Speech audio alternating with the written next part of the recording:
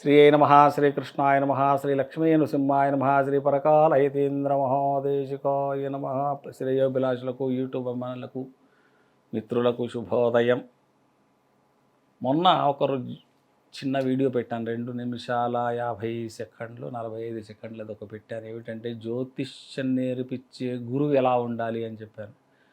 అది బాగానే ఉంది, గురువు అయితే బాగానే ఉంటాడు. మరి నేర్చుకునే విద్యార్థులు కూడా ఎలాగ ఉండాలి, వాళ్ళ జాతకంలో మరి అది ఆ గ్రహం సపోర్ట్ చేస్తోందా లేదా కూడా ఆ గురువే చూడాలి.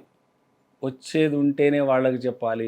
ఏదో వీళ్ళను ఈ జ్యోతిష్యంలో ఏముందో తెలుసుకుందామని చెప్పి మోసపూరితంగా వస్తే మాత్రం కర్రుడు గనక వారి గురువు దగ్గర, అర్జునుడి యొక్క గురువు దగ్గర నేర్చుకుందామని పోయినట్టయితే అది కొంచెం తప్పుతుంది. ఎందుకంటే కర్ణుడు అంత విద్యలు నేర్చుకున్నప్పటికీ, అర్జునుడి కన్నా ఎక్కువ విద్యలు నేర్చుకున్నప్పటికీ నీ ఫలితం రాలేదు. ఎందుకు అనంటే గురుద్రోహం చేశాడు కనుక. అందుకని ఫస్ట్ మన గురువు ఏం చేయాలి, జాతకం గురువు దగ్గరికి వచ్చి, అయ్యా నేను జ్యోతిష్యం నేర్చుకోవాలనుకుంటున్నాను, అదొక హాబీగా నేర్చుకోవచ్చు, వాటెవర్ అది. ఫస్ట్ మీ గురువు గారికి మీ జాతకాన్ని చూపించండి. వస్తుంది అంటే ఖచ్చితంగా ముందుకు వెళ్ళండి. రాదమ్మా మీకు కొంచెమే వస్తుంది, మీకు ఒక బేసిక్ మాత్రం నేర్చుకోవచ్చు, అది బేసిక్ నేర్చుకోండి అని గురువు చెప్తే ఆ బేసికే నేర్చుకోండి, ముందుకు వెళ్ళకండి. అందుకని ఆ రోజు జ్యోతిష్యం నేర్పించే గురువు ఎలా ఉండాలన్నాను. జ్యోతిష్యం నేర్చుకునే శిష్యులు వాళ్ళ జాతకం ఎలా ఉండాలి, ఏ గ్రహం బలంగా ఉండాలి అనే విషయాన్ని చెప్పడానికి ఈరోజు ఈ చిన్న వీడియో పెడుతున్నాను. ముఖ్యంగా మంచి జ్యోతిష్యుడిగా ఆరాధించడానికి జాతకంలో కొన్ని ప్రత్యేక గ్రహాలు అనుకూలత మరియు బలమైన స్థితులు అవసరం. ప్రధానంగా అనుకూలించాల్సినటువంటి గ్రహాల గురించి తెలుసుకుందాం. ముఖ్యమైన గ్రహాలు ఏమిటి అని అంటే, ఒకటి గురువు. గురువు ప్రతి విషయానికి కారకుడండి. సంతానానికి కారకుడు, విద్యకు కారకుడు, మంత్రానికి కారకుడు, జ్యేష్ఠ భ్రాతకు కారకుడు, ఆయుష్యానికి కారకుడు, ఆ తర్వాత మంత్రసిద్ధికి కారకుడు, విద్యకు కారకుడు, జ్యోతిష్యానికి కారకుడు, వేదానికి కారకుడు. వేదం రావాలంటే గురువు బాగుంటేనే వేదం వస్తుంది, లేకపోతే రాదు, వాడికి స్వరమే పలకదు. అంటే ఇన్నిటికీ కారకుడైనటువంటి ఆ బృహస్పతి ఏమిస్తున్నాడు అంటే జ్ఞానాన్ని ఇస్తున్నాడు. అంటే జ్ఞానం ఉండాలి, జ్ఞానం ఉంటేనే జ్యోతిష్యం నేర్చుకోవచ్చు. ఇక ఉన్నత విద్యలు, హయ్యర్ ఎడ్యుకేషన్స్ కావాలంటే, హయ్యర్ ఎడ్యుకేషన్స్ అంటే అక్కడ మిగతా విషయాలు ఏమన్నా గురువు ఇక్కడ స్పెషల్గా భక్తి మార్గం కనుక జ్యోతిష్యం, దైవభక్తి, ఆధ్యాత్మికత కావాలి అంటే జ్యోతిష్యం. ఇక్కడ ఒక పాయింట్ జ్యోతిష్యం ఉంది కనుక గురువు జ్యోతిష్యానికి కారకుడు అవుతున్నాడు. ఆయన బలంగా ఉన్నాడా మీ జాతకంలో, అదొక్కటి చూసుకోవాలి. గురువు బలంగా ఉంటే జ్యోతిష్యం మీద అవగాహన మంచిగా కలుగుతుంది, అంతర్దృష్టి పెరుగుతుంది. అంటే ఇంకా డీప్గా వెళ్ళి ఏదో చదవాలి అనే ఒక భావన యొక్క విద్యార్థిలో కలుగుతుంది.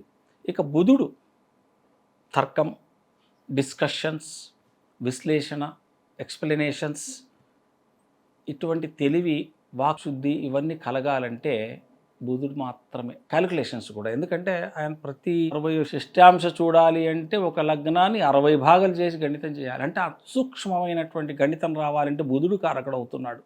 అందుకనే గణిత నైపుణ్యం ఉండి జ్యోతిష్యం నేర్చుకోవాలంటే బుధుడు కూడా ఇక్కడ కారకుడవుతున్నాడు. బుధుడు బలంగా ఉన్నాడా, అస్తంగతుడు అయ్యాడా, లేకపోతే ఇంకేమైనా అయ్యాడా, అది కూడా చూసుకొని అప్పుడు జ్యోతిష్యానికి ముందుకు వెళ్ళండి. ఆ గురువు చెప్పండి, ఉందా ఉంటే నేర్చుకుంటాను, లేకపోతే లేదు అనే విషయానికి వెళ్ళండి.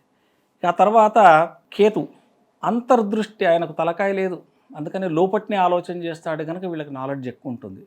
గూఢ విద్యలు అంటే సీక్రెట్, గూఢాచారి అంటాం కదా, అటువంటి విద్యలు రావాలి అంటే జ్యోతిష్యంలో ఏ గ్రహం ఎన్ని డిగ్రీల్లో ఉంటే ఏ ఫలితం వస్తుంది, ఖచ్చితమైనటువంటి ఫలితం వస్తుంది.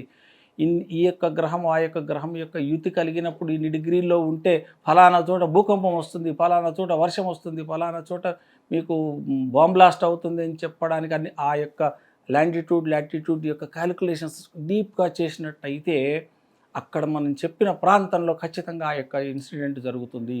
అంటే అక్కడ కేతువు కారకుడు అవుతున్నాడు. అందుకని ఆ కేతువు కూడా మంచి స్థానంలో ఉన్నాడా, రహస్యం సీక్రెట్ జ్ఞానానికి కారకుడు, అందుకనే కేతువు కూడా బలంగా ఉన్నాడా, జ్యోతిష్యం యొక్క రహస్యాలు తెలుసుకోవడానికి కేతువు చాలా బలంగా ఉంటే ఖచ్చితంగా తెలుసుకుంటాడు. ఇక చంద్రుడు మనస్సుకు కారకు, ఊహాశక్తి.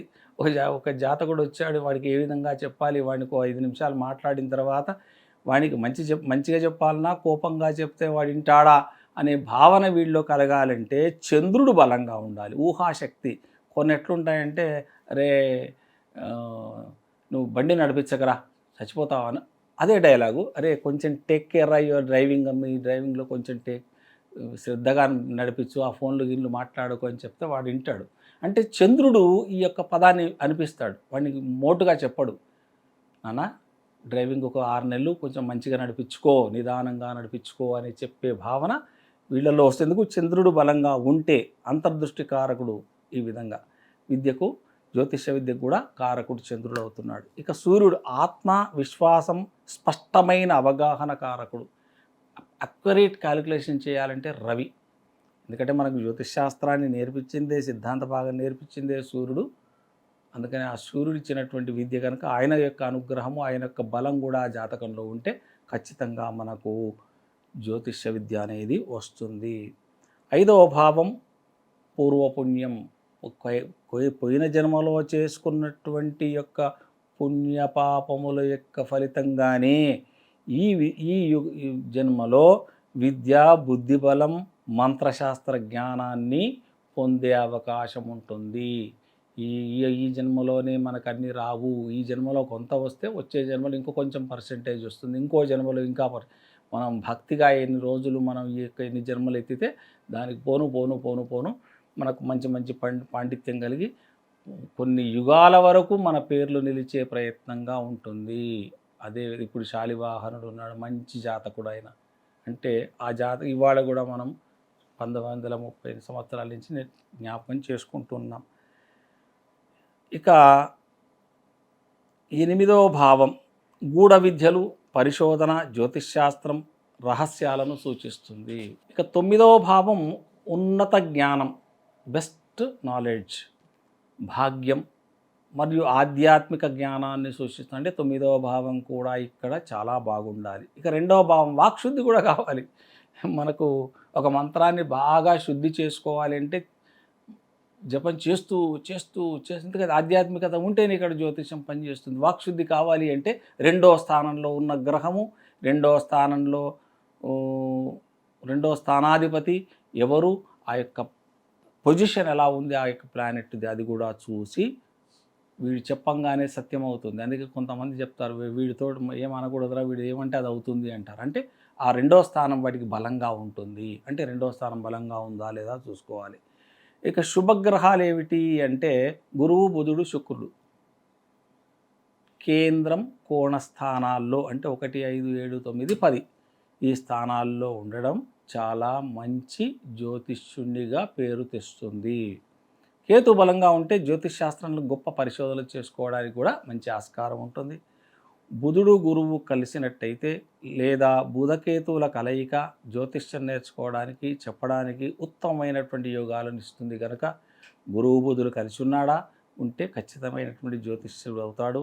బుధుడు, కేతువు కలిసి ఉన్నాడా మంచి జ్యోతిష్యుడు అవుతాడు. అది మంచి స్థానాలై ఉండాలి. 6, 8, 12 స్థానాల్లో ఉంటే వీళ్లకు రాదు. అంటే మోసపూరితమైనటువంటి జ్యోతిష్యం నేర్చుకునే ప్రయత్నం చేస్తారు, అంతే తప్ప సత్యమైనటువంటి జ్యోతిష్యాన్ని నేర్చుకునే ప్రయత్నం చేయరు. అయితే జ్యోతిష్యం కేవలం పుస్తక జ్ఞానంతో కాకుండా నిత్యం రోజు ఏదో ఒక జాతకం లేదా ఆ జ్యోతిష్య గ్రంథాలు చదువుతూనే ఉండాలి. అంత తొందర కాదు, 4 లక్షలకు పైచిలుకున్నటువంటి శ్లోకాలు ఇవి. అందుకని పెద్ద శాస్త్రం కనుక రోజు ఏదో ఒక గ్రంథాన్ని మనం పరిశోధన చేస్తూనే ఉండాలి, సాధన చేస్తూనే ఉండాలి. అప్పుడు మాత్రమే మనం చెప్పినటువంటి వాక్యం సిద్ధిస్తుంది.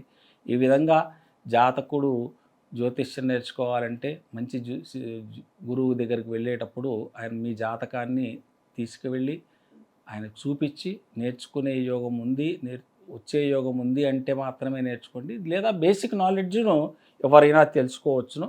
ఎందుకంటే నీ ఇంట్లో అష్టమి నాడు ఎక్కడన్నా పోవాలంటే దేనికి పోవచ్చు, దేనికి పోకూడదు అనే విషయాలు కొన్ని మనం డైలీ ప్రోగ్రామ్స్ కోసం నేర్చుకోవాలి అంటే ఎవరైనా నేర్చుకోవచ్చును. దానికి పెద్దగా నేర్చుకోవాలి అవగాహన వచ్చింది, మనసులో కోరిక వచ్చింది అంటే ఎక్కడో ఒక బృహస్పతి లేదా బుధుడు అక్కడ మనకు సపోర్ట్ చేస్తున్నాడు. ఏదో ఒక 2 డిగ్రీస్‌లోనైనా సపోర్ట్ చేస్తున్నాడు గనక మీరు ఆ భావన కలుగుతుంది గనక బేసిక్స్ అందరూ నేర్చుకోండి. డీప్‌గా నేర్చుకోవాలంటే మీ జాతకంలో నేను చెప్పినటువంటి గ్రహాలంతా కూడా అన్ని మంచి స్థానాల్లో ఉంటేనే, మీ గురువు చెప్తేనే ముందుకు వెళ్ళండి, నేర్చుకోండి. లేకపోతే మీ టైం వేస్ట్ చేసుకోవద్దు. జై శ్రీకృష్ణ.